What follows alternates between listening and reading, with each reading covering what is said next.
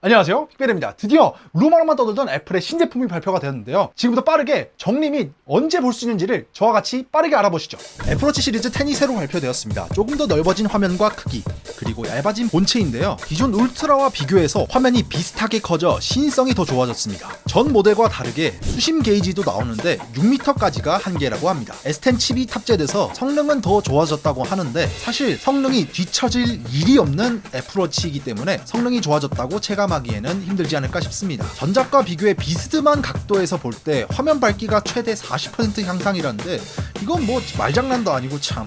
LTPO3 OLED가 들어갔다고 합니다. 더 품질이 좋아지긴 하겠지만 화면이 작아서 크게 체감하기에는 어려울 듯 싶습니다. 마지막으로 배터리는 아직도 최대 18시간이라 급속 충전이 45분에서 15분 줄어들었다는 걸 제외하면 굳이 이전 세대를 갖고 계신 분들은 구매를 고려하지 않아도 될 것 같습니다. 그리고 다시 티타늄 모델이 돌아왔는데 스테인리스 모델보단 가벼워지긴 했습니다만 이 가격이면 그냥 울트라를 사는 게 나을 것 같다는 생각밖에 들지 않는데 그나마 작은 모델을 원하시는 분들에겐 나쁘지 않다고 생각이 드네요. 울트라 모델은 시리즈 2에서 색상만 블랙 티타늄 모델이 추가된 것을 제외하면 동일한 제품으로 출시되었고 밴드만 추가되었습니다. 국내 출시일은 20일입니다. 다음은 에어팟인데요. 에어팟 4세대가 발표되었습니다. 기존 3세대와 비교해서 기존 유닛 디자인과 크기가 조금 변경되었고 H2 칩이 들어가면서 이원화되었습니다. 저렴한 기본 4세대 모델과 액티브 노캔이 들어간 4세대 모델로 나오면서 기존 프로 2세대의 커널형이 불편하거나 웨이도 오염 때문에 사용하지 못했던 분들에게는 큰 선택지가 될 것 같습니다. 마지막으로 에어팟 맥스인데 아무리 찾아봐도 색상과 USB-C로 바뀐 것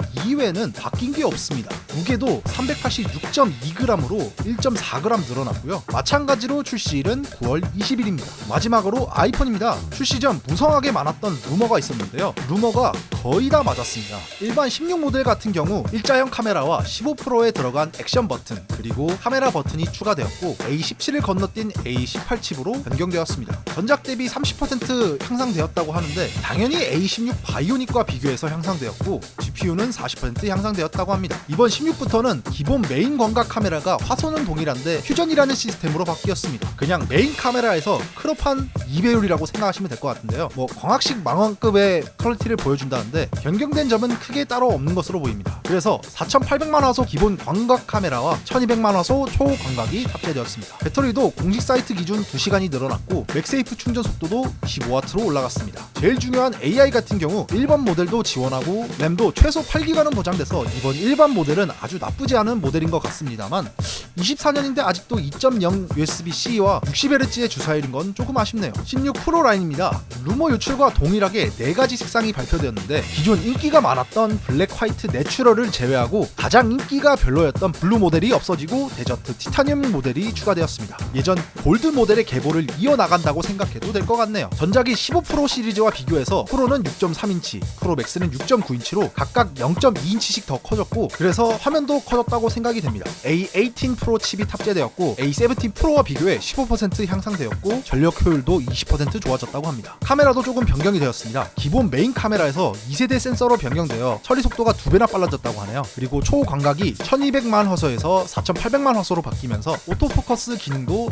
추가되었습니다. 그리고 전작에서는 프로와 프로맥스의 망원의 차이가 있었는데 이번 16 프로 시리즈는 동일한 5배율 망원이 들어간다고 합니다. 후면에 4개의 마이크로 조금 더 세분화된 음성 캡처가 가능하다고 하는데 이건 오디오 포커스 기능하고 비슷한 느낌이라고 생각하시면 될 것 같습니다. 그리고 저번에 뉴진스의 ETA로 재미를 좀 봤던지 더 위켄드의 뮤비를 이번 16 시리즈로 촬영한 것으로 보이네요. 배터리는 전작과 비교해서 4시간 더 오래 간다고 하는데요. 아마 전력 효율이 좋아져서 지속 시간이 올라가는 것으로 보입니다. 그리고 제일 중요한 무게인데 프로 모델은 12g 늘어난 199g, 프로 맥스 모델은 6g 늘어난 227g입니다. 무게가 크게 늘어나지 않는 것으로 보아 배터리 크기는 물리적으로 소소하게 늘어났거나 오히려 작아졌을 가능성도 있을 것 같습니다. 그리고 카메라 렌즈에 반사 방지 코팅이 들어갔다고 하는데 아이폰 카메라의 고질적인 문제였던 고스트 현상이 해결되었기를 바라봅니다. 가격은 전작과 동일하게 동결되었고 사전 예약은 13일 오후 9시부터 시작이고 마찬가지로 9월 20일에 출시됩니다. 이렇게 신제품 내용을 간단하지만 빠르게 요약해봤는데요. 이번 신제품 또는 리뉴얼 제품에 대해서 여러분은 어떻게 생각하시나요? 저는 애플에서 근무했을 경험으로 생각해보면 이번 시즌은 약간 쉬어가는 시즌이 아닌가 싶습니다.